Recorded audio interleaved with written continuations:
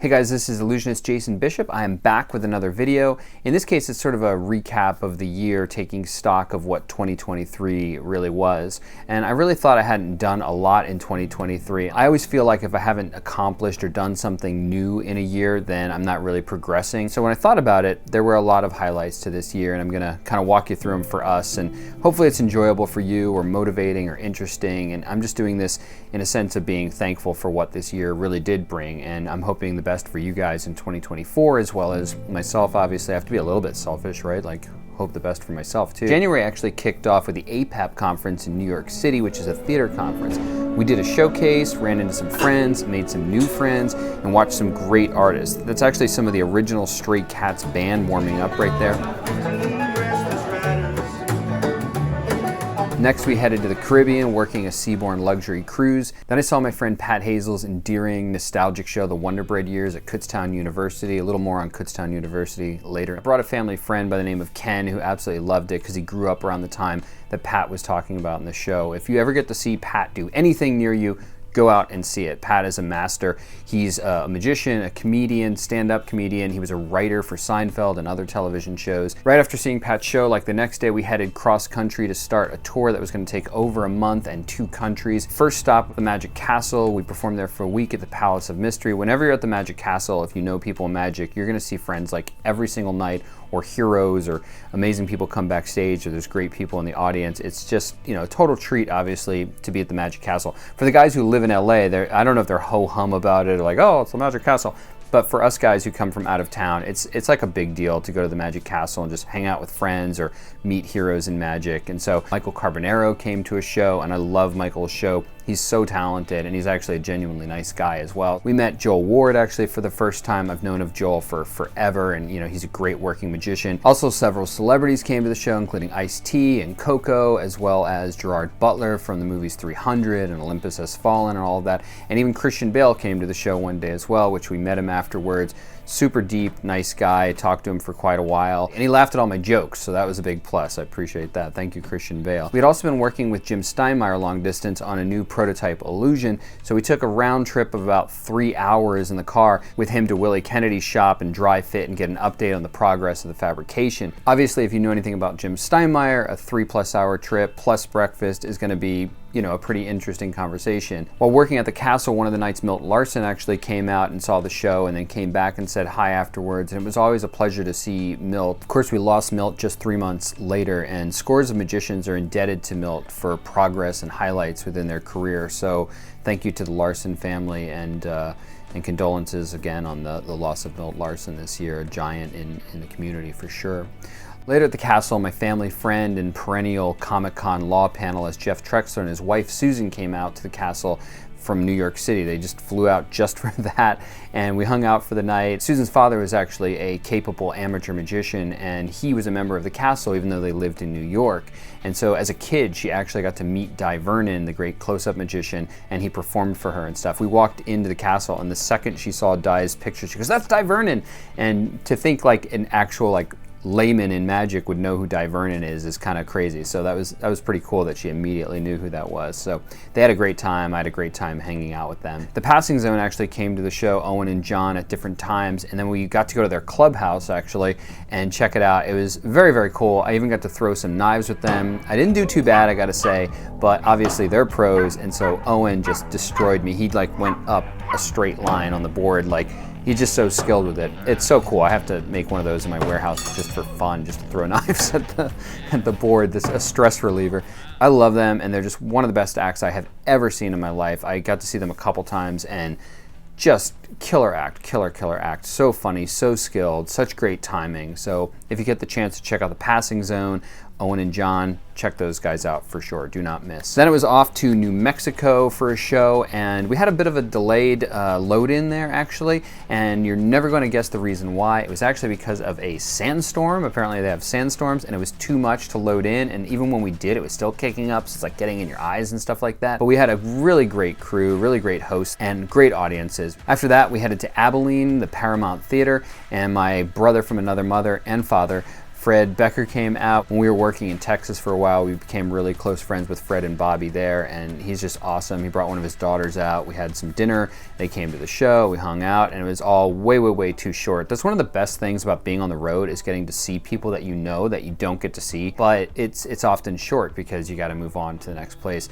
So then we did some more gigs in the States, but we actually stopped at Magnolia Silos, because when you're near Waco, Texas, that's what you do. They always do a great job. Obviously, that's Chip and Joanna Gaines' place. You just want to like buy everything there. It's all like little kitschy cool stuff, and you don't know where she finds this stuff, but it's really great. And they're even doing furniture and stuff now. They have a big baseball diamond and places for food and food trucks, so they really support the local business. I mean, you park in the church parking lot, and the church gets whatever, $20 for you to park there, and so it's helping out the church. It's really cool when a business can actually help their local community that way. After a little more performing in the US, we headed into Canada for 4 or 5 shows there. We sold out quite a few shows there. It was fun. We had, great crowds, great turnouts, great crews as well. I finally got to meet comedy magician Matt DeSero. I do not know if I'm saying his last name right. Matt DeSero. So freaking funny, so talented. It like blows my mind how amazingly talented he is. And we got to have dinner with our friend Richard Forget, who came to a show. And we headed back down into the States, did some more shows, ending at Kutztown University, which is where we kind of started this the night before with Pat Hazel. And now we did our own show there at the same venue that Pat did. Our show was nearly sold out. We had well over like 50 family members and friends just show up to the theater there as well, because it was one of our first local shows in a while. And so some friends came out that had never seen us perform before whatsoever, and some people who hadn't seen us in a long time. And I actually got presented with this award, which is very cool. It's actually being inducted into the Performing Arts Hall of Fame at Kutztown University, which I had attended years prior. Pretty emotional moment to be able to get an award like that in front of so many people that I'd grown up with and knew. After that, we sent a few pieces out to a TV show that we had a good relationship and had used us like several times before, and then it turned out they didn't end up using any of the pieces that we sent to them, and we didn't work the show. You don't achieve every goal you set out. You don't get all the great things that you hope for. And so that was a bit of a disappointment, but it happens. It's just exactly what happens in life sometimes. So on to the next thing, and we'll talk to them again, and hopefully something good will happen from it. But just wanted to include that because that's reality. It's not all unicorns, sunshine, and rainbows. After that, we did a few more theaters in New Jersey and a couple other places, and then we actually did the Smoke and Mirrors Magic Theater in Philadelphia, Pennsylvania. I've never performed there before. It was our first time ever. It was kind of a long show, maybe like an hour 20, with no illusions, no real magnified close-up stuff. It's just kind of not in the round.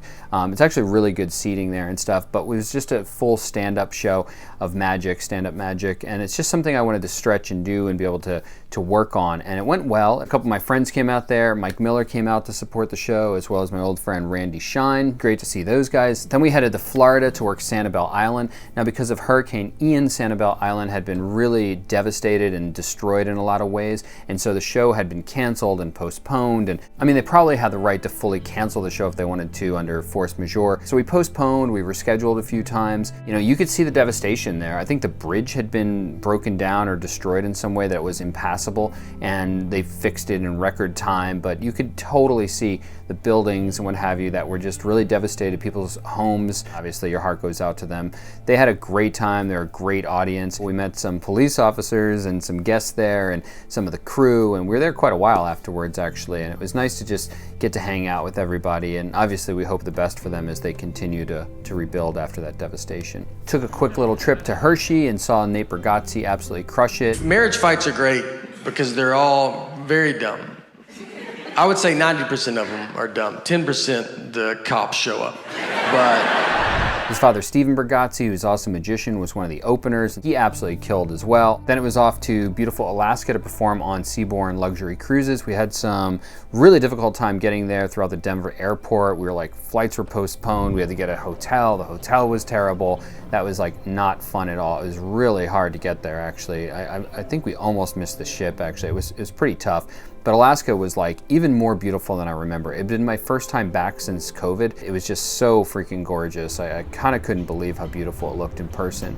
Then we immediately left there and joined the Royal Oasis to install a show there, putting on a bunch of illusions because we were going to fly on and off throughout the summer. Between going back and forth to resorts and cruises all summer, we also did Alex Boyce's Kampai Magic in Brooklyn for the first time ever, close out the IBM Magic Convention. Thank you for that, Sean Farquhar, which was also extra special because Jim Steinmeier was being honored. We hung out with Paige Thompson, who was also a special surprise guest in my part of the show that evening, as well as Matthew and Natasha, the Conjurers, got to hang with them, and Ben Barnes and Mark D'Souza, saw him, haven't seen him in a while, and a bunch of other wonderful, amazing magicians. It was also a little nerve-wracking because two of my absolute heroes in magic were in the audience. I mean, not to mention Jim Steinmeier, Sean Farquhar, Mark D'Souza, all these great magicians, but also Jeff McBride and Lance Burton were there, who were two stage performers that coming up I absolutely idolized and looked up to. Then I got word that we were picked to receive the Melbourne Christopher Foundation Illusionist Award for 2023, which is just surreal to be picked for something like that. Obviously, the past recipients have included David Copperfield and Siegfried and Roy and Lance Burton, one of my heroes. It's a profound honor, so thank you very much to the Melbourne Christopher Foundation. On a personal note, my foster dad turned 80 years old and we were able to be home to help him celebrate. I had the idea of putting 80 actual candles on the cake because nobody does it after a while, they just use the big numbers. So I got this blowtorch thing, lit up all the candles, and we wished him happy birthday, sang happy birthday, and he blew the entire thing out in almost one blow. You know, he had a little bit at the end there. 80 is kind of a lot of candles for anybody. So that was fun to be home for that big event. Gabe Blackstone gave us a call and asked if we would do Masters of Illusion tour, headline or co-headline or whatever you call it, I don't know, but we were on that tour with all of our illusions. It was our first bus and truck tour actually, which was really cool. So to do a show and then pack your stuff away, and actually a lot of their crew packed a lot of our stuff away, that was a huge help, and then just get on the bus and go to sleep and wake up in the next town. That was definitely amazing, very cool experience. The audiences were great, the other acts were amazing, especially Ben Black's crossbow act. If you haven't seen this, go see it. He did it on AGT, and you can find it all over YouTube and stuff. But I mean, one of the best acts I've ever seen. That is a thrilling sort of an act to watch these arrows go all over the place, and it doesn't even get old to watch. I watched that act so many times, and we actually survived, or maybe even thrived, I don't know, at Westbury in New York. I don't know if you're familiar with this venue, but this venue is completely in the round, and if you're a magician, you know that performing in the round can definitely be challenging. That is an understatement for sure. It's 2,800 seats, and it was a lot of fun. Actually, Ben Nemzer came in and guested on the show because we couldn't do the crossbow act because, you know, it's obviously dangerous to have people all around you when you're shooting crossbows off. And so Ben came in. I'd never worked with him before. I've known him or known of him for forever. Amazing act, really, really killed. Then we had to immediately buzz off the tour and then get to Atlanta and even Florida for some of our own shows. We did a show at Cobb Energy Center in Atlanta. That's a massive venue. The audience there was amazing. They were fantastic. Then back to Florida, like I said, we did a couple shows for foster care organizations this year, and it's always humbling to be around people who dedicate their lives to helping at-risk kids. So those are always a pleasure to do. So I appreciate being asked to do a couple of those this year, and they turned out very successful. Took a little trip to see Justin Willman's show. It was amazing and funny, and he's charming, and we chatted a little afterward and hung out a little bit and talked about life and the business and just general things. But if you get to check out Justin Willman's show, make sure you do. Finally, we got home and actually got to spend Thanksgiving and then Christmas with family and friends, and a couple gigs in between there, and then we headed out late in the year actually for our last couple gigs over New Year's. I guess I learned to take a little stock this year. You know, for years Kim and I have said we could do a gig, drive home 8 hours, get home, and ask ourselves why we were so lazy that day. That is a for real thing. You know what, if you're hard on yourself, take a second, take an hour, a minute, a day, and just be a little bit easier on yourself, you know, like they say, treat yourself like a friend. You would never expect the things out of a friend or family member that you expect out of yourself. So be hard on yourself, but also give yourself a little slack or a little credit for the things that you have achieved as well. I hope 2024 has some new successful adventures for us as well as you guys. So move forward, take stock, and we'll see you guys in the next one. And thank you to all the new subscribers. I really appreciate it. Happy New Year, guys. See you in the next one.